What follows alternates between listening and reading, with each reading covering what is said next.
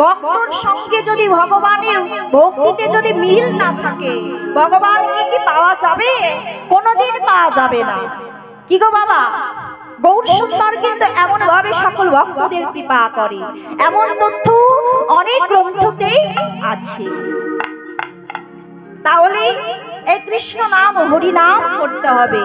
কি বললেন? কি গো বাবা, নাম চিন্তামণি নামামি নাম শ্রীকৃষ্ণ চৈতন্য রসের বিগ্রহ, পূর্ণ সত্য মুক্তি হরি আত্মা ভিন্ন নাম নামামি। কি বললেন? যে যার নামকে আশ্রয় করে ভজনা করে, সেখানে নাম নামের কোনো ভেদাভেদ থাকে না, নাম নামের ওই কৃপা। কি গো বাবা, যেমন গঙ্গা বা সমুদ্রে কি গো মায়েরা, কত হাজার হাজার কিন্তু আবর্জনায় ভর্তি হয়ে থাকে, থাকে না?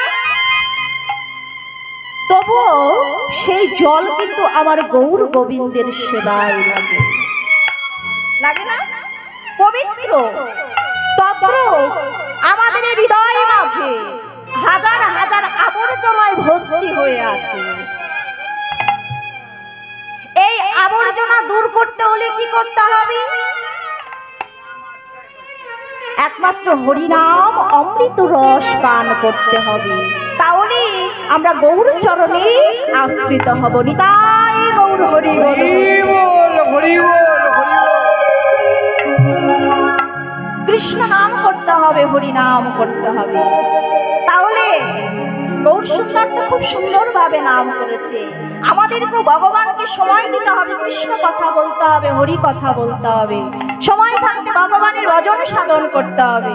কি গো বাবা, একখানি গান করব, লালন ফকির আমাদের সুন্দর করে বুঝিয়ে দিয়ে গেছে।